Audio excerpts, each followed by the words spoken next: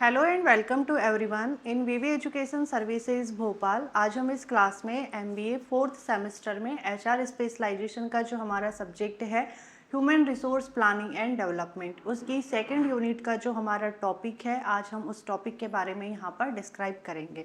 देखो, आज का हमारा जो टॉपिक है age and grade distribution mapping, मतलब आयु एवं कक्षा वितरण मानचित्रण, ठीक है, जिसे हिंदी में कहा जाता है। तो आज का हमारा टॉपिक क्या है? Age and grade distribution mapping, जिसमें हम यहाँ पर जैसे किसी ऑर्गेनाइजेशन में जो भी ह्यूमन रिसोर्स वर्क करते हैं, मतलब जो भी एम्प्लॉय है, जो भी मतलब कहना चाहिए कि सीनियर से लेकर के जूनियर से लेकर के सीनियर तक जितने भी एम्प्लॉय रहते हैं उनको उनकी एज और ग्रेड के हिसाब से डिस्ट्रीब्यूट करते हैं। ठीक, तो उसके बारे में हम यहाँ पर डिस्क्राइब करेंगे।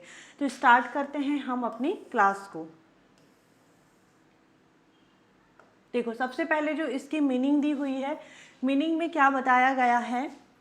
Age and grade distribution mapping is an HR planning technique in which employees are analyzed by classifying them on the basis of their age and position level या ग्रेड। ठीक, देखो इसमें क्या बोला गया है कि age and grade distribution mapping एक एचआर प्लानिंग टेक्निक है या तकनीक है।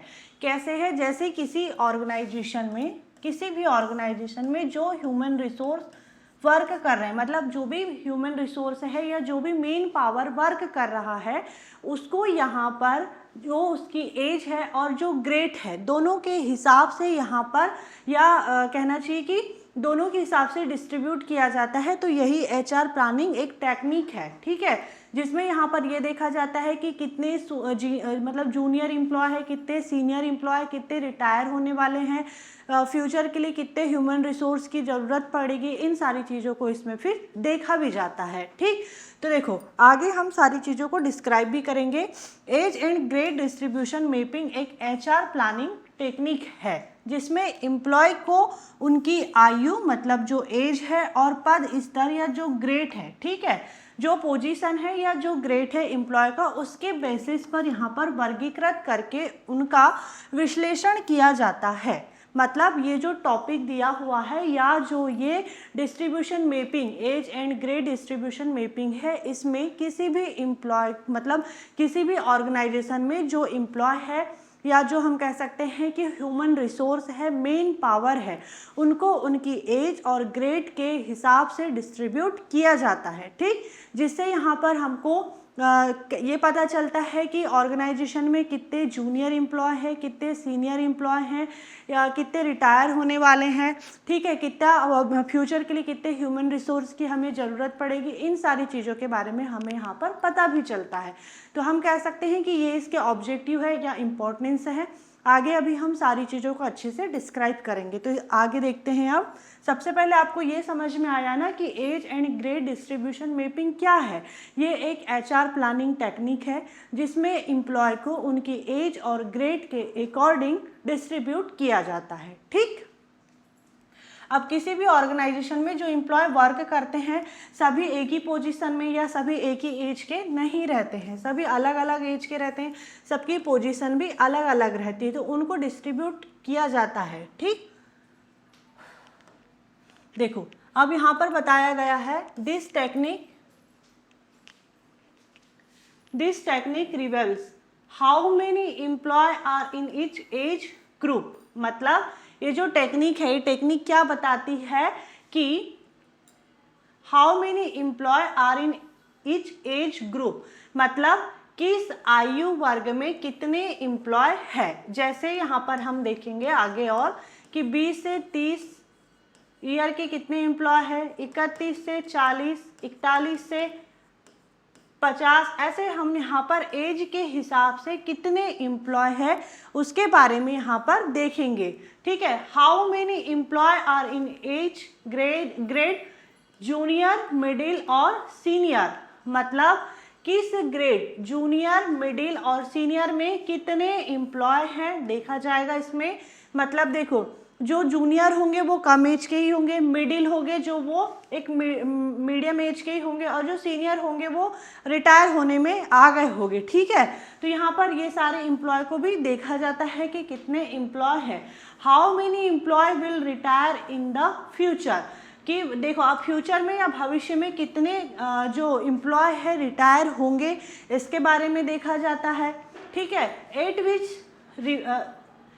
at which levels there may be a shortage or excess of employ, मतलब किस स्तर पर कर्मचारियों की कमी या अधिकता हो सकती है, इन सारी चीज़ों के बारे में पता चलता है। मतलब ये जो टेक्निक है, कौन सी technique, age and grade distribution mapping, ये क्या है, एक एचआर प्लानिंग टेक्निक है।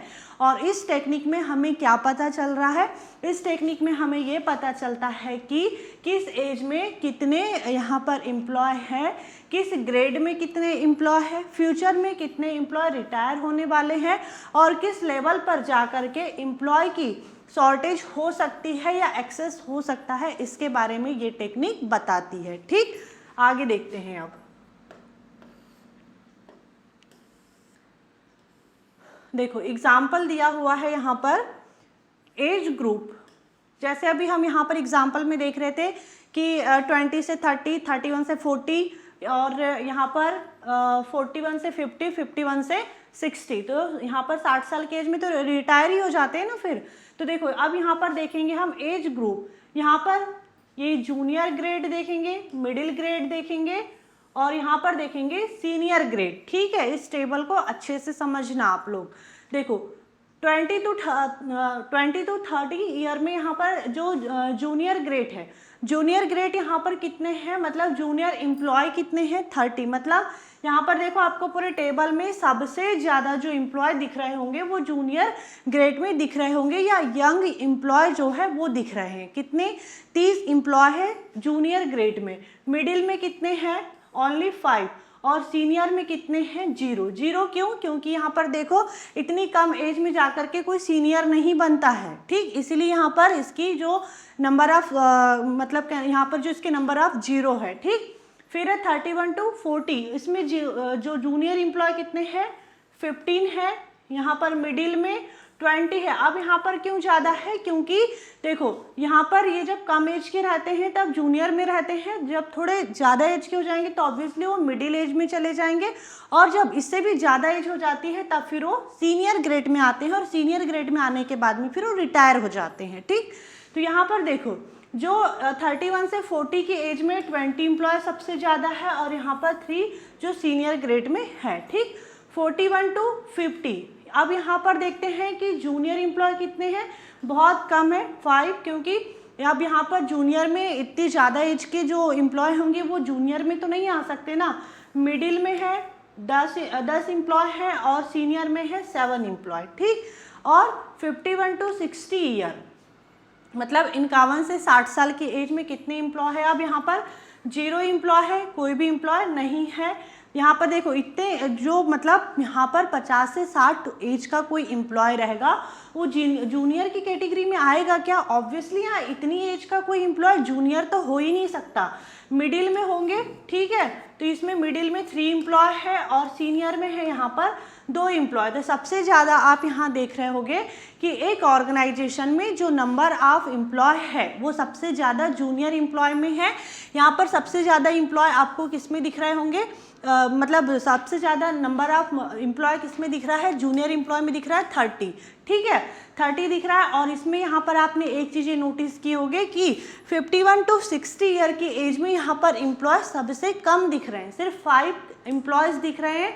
मतलब फ्यूचर में ऑर्गेनाइजेशन को ह्यूमन रिसोर्स की प्लानिंग करना पड़ेगा, मतलब यहाँ पर या तो ट्रेनिंग और डेवलपमेंट प्रोग्राम कंडक्ट करवाना पड़ेगा। क्यों, क्योंकि यहाँ पर देखो 3+5 अगर हम करते हैं तो ओनली 5 एम्प्लॉय है ऑर्गेनाइजेशन में, और ये बहुत जल्दी कभी भी रिटायर हो सकते हैं। तो अब देखो जब एम्प्लॉय रिटायर हो जाएगा तो अब यहाँ पर ट्रेनिंग और डेवलपमेंट प्रोग्राम क्यों कंडक्ट करवाना पड़ेगा, क्योंकि जो यहाँ पर मिडिल ग्रेड के एम्प्लॉय होंगे उनको ट्रेनिंग देना पड़ेगा, उनका डेवलपमेंट करना पड़ेगा, तभी तो जा कर के उनको फिर सीनियर ग्रेड में वो आएंगे, मतलब उनका प्रमोशन होगा। ठीक, और जूनियर में भी ऐसे ही होता है कि जूनियर एम्प्लॉय को भी सीनियर मिडिल में लेकर के आने के लिए यहाँ पर इनको ट्रेनिंग दी जाती है, इनका डेवलपमेंट करवाया जाता है। और जूनियर में क्या होता है, जूनियर ग्रेड में फिर यहाँ पर न्यू यहाँ पर रिक्रूटमेंट होता है, ठीक है, जैसे होता है ना कहीं प्लेसमेंट निकलता है, रिक्रूटमेंट होता है, तो ये सारी चीज़ें होती है, उसके थ्रू जूनियर एम्प्लॉय आते हैं। जूनियर एम्प्लॉय फिर ये सीनियर मिडिल में जाते हैं, मिडिल से फिर ये सीनियर में बनते हैं और फिर यहाँ से इनका रिटायरमेंट हो जाता है। तो देखो इतनी सारी चीज़ें हमें पता कैसे चल रही है, इतनी सारी चीज़ें हमें पता चल रही है age and grade distribution mapping से। अगर किसी भी ऑर्गेनाइजेशन में अगर एज और ग्रेड डिस्ट्रीब्यूशन मैपिंग नहीं होगा तो हमें ये सारी चीज़ें पता ही नहीं चलेगी कि एक ऑर्गेनाइजेशन में कितने एम्प्लॉय है, किस ग्रेड में कितने एम्प्लॉय है, फ्यूचर में कितने एम्प्लॉय की हमें ज़रूरत पड़ सकती है, या किस लेवल पर जाकर के एम्प्लॉय का शॉर्टेज या एक्सेस हो सकता है, कितने एम्प्लॉय रिटायर होने वाले हैं, ये सारी चीज़ें हमें पता नहीं चलेगी। इसीलिए एक ऑर्गेनाइजेशन में एज और ग्रेड डिस्ट्रीब्यूशन मैपिंग किया जाता है और ये क्या है, एक ह्यूमन रिसोर्स प्लानिंग टेक्निक है। ठीक,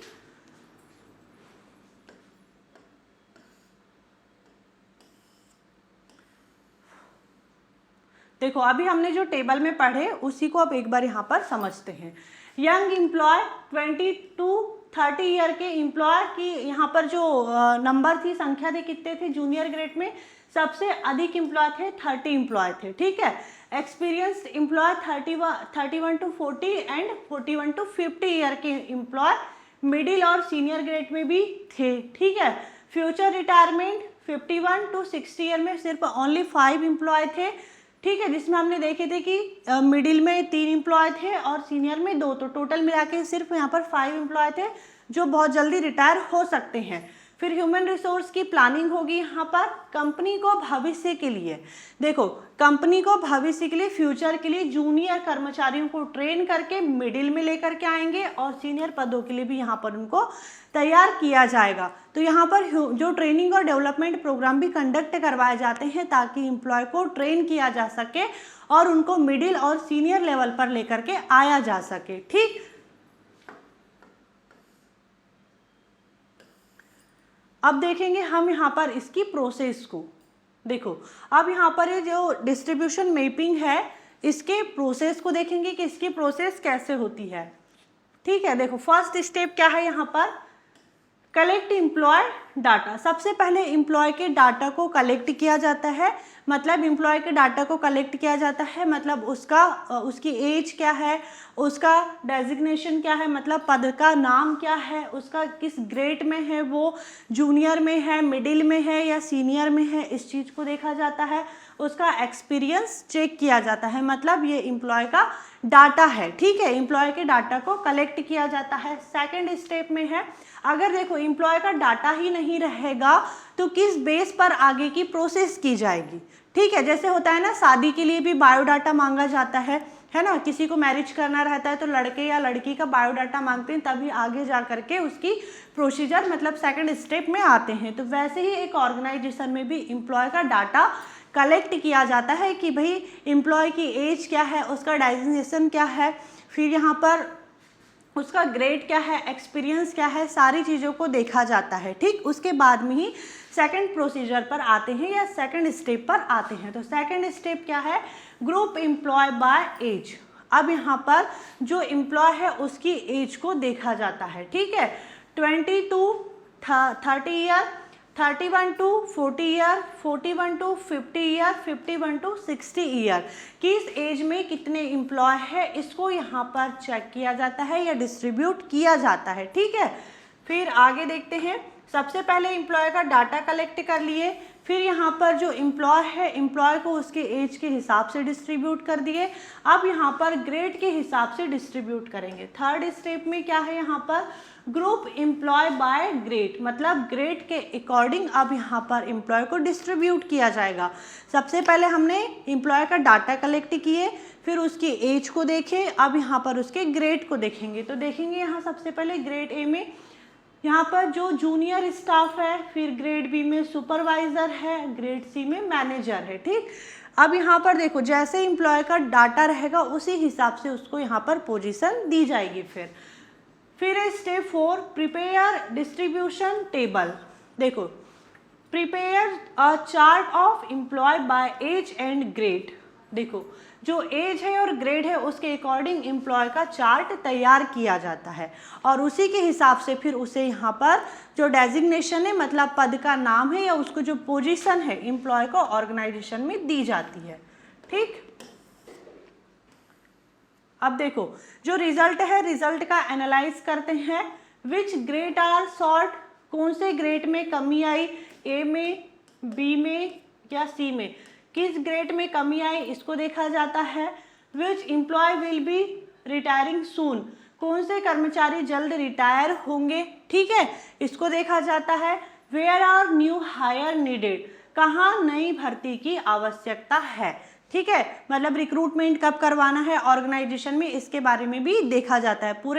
पूरा सारी प्रोसेस कंप्लीट करवाने के बाद में रिजल्ट का एनालिसिस किया जाता है जिसमें यहाँ पर देखा जाता है कि यहाँ पर किस ग्रेड में एम्प्लॉय की कमी आई है, कौन से एम्प्लॉय जल्दी रिटायर होंगे, ठीक है, मतलब कितने रिटायर होने, जैसे अभी हमने देखे थे कि जो सीनियर एम्प्लॉय थे उनके नंबर कितने थे, ओनली 5 एम्प्लॉय अवेलेबल थे, मतलब वो बहुत जल्दी रिटायर हो सकते हैं। ठीक है, कहाँ नई भर्ती की आवश्यकता है, इन सारी चीज़ों को फिर देखा जाता है। तो ये है प्रोसेस। इसमें क्या किया गया, इसमें हमने यहाँ पर देखे कि सबसे पहले जो एम्प्लॉय का डाटा कलेक्ट किया गया, फिर उसको यहाँ पर एज के हिसाब से, फिर ग्रेड के हिसाब से डिस्ट्रीब्यूट किया गया, फिर यहाँ पर एक डिस्ट्रीब्यूशन टेबल तैयार किया गया और लास्ट में फिर उस टेबल से रिजल्ट को एनालिसिस किया गया। ठीक, अब देखते हैं इसके एडवांटेज। देखो जो इसके एडवांटेज है मतलब जो इसके लाभ हैं, age and grade distribution mapping से कौन कौन से लाभ होते हैं उसके बारे में देखते हैं। Future man power needs can be predicted, मतलब भविष्य की मानव संसाधन आवश्यकताओं का अनुमान लगाना। मेन पावर या हम इसी को कहते हैं ह्यूमन रिसोर्स। फ्यूचर में या कहना चाहिए कि फ्यूचर में कितने ह्यूमन रिसोर्स की या मेन पावर की जरूरत पड़ेगी, आवश्यकता होगी, उसका अनुमान लगाया जाता है। रिटायरमेंट प्लानिंग बिकम ईजियर, मतलब रिटायरमेंट की योजना आसान हो जाती है। प्रमोशन प्लानिंग इम्प्रूव, मतलब पदोन्नति या जो प्रमोशन है उसकी जो योजना है वो बेहतर हो जाती है। ठीक है, succession planning become effective. Succession planning मतलब देखो उत्तराधिकार योजना प्रभावी होती है, मतलब यहाँ पर कहना चाहिए कि जूनियर से अब ऐसे कौन से एम्प्लॉय है जो आगे मिडिल और सीनियर में जाने को रेडी है। ठीक है, ऐसे एम्प्लॉय को देखा जाता है, मतलब सक्सेशन प्लानिंग इफेक्टिव हो जाती है। बेटर HR डिसीजन मेकिंग, मतलब जो ह्यूमन रिसोर्स का कहना चाहिए डिसीजन मेकिंग है वो और ज़्यादा बेटर हो जाता है। मतलब जो age and grade distribution mapping है, ये जो ह्यूमन रिसोर्स प्लानिंग टेक्निक है, इसके थ्रू यहाँ पर क्या क्या लाभ हो रहे हैं। सबसे पहले तो यहाँ पर एडवांटेज है, इसका जो लाभ है यही है कि फ्यूचर में कितने ह्यूमन रिसोर्स की या मेन पावर की नीड होगी इसके बारे में यहाँ पर पता लगाया जा सकता है। जो रिटायरमेंट प्लानिंग होती है वो और इजी हो जाती है। ठीक, प्रमोशन की प्लानिंग में इम्प्रूवमेंट होता है, सक्सेशन प्लानिंग इफेक्टिव होती है और HR डिसीजन मेकिंग भी और ज़्यादा बेटर हो जाता है। तो ये यहाँ पर इसके क्या है एडवांटेज है। अब देख लेते हैं इसका कंक्लूजन। ठीक, age and grade distribution mapping help organisation understand the present workforce structure and prepare for future man power requirement. मतलब age and grade distribution mapping organisation को वर्तमान कर्मचारी संरचना समझने, ठीक है, संरचना समझने और भविष्य की मानव संसाधन आवश्यकताओं की योजना बनाने में सहायता करता है। मतलब जो age and grade distribution mapping है वो किसी भी ऑर्गेनाइजेशन को प्रेजेंट में कितने एम्प्लॉय है उसको समझने में और फ्यूचर में कितने एम्प्लॉय की ज़रूरत पड़ेगी उसको भी समझने में, दोनों की प्लानिंग करने में यहाँ पर ये हेल्प करता है। ठीक, तो आज का हमारा जो ये टॉपिक है, हमारा टॉपिक यहीं पर एंड होता है। ठीक, I hope this topic is clear and thank you for watching this video.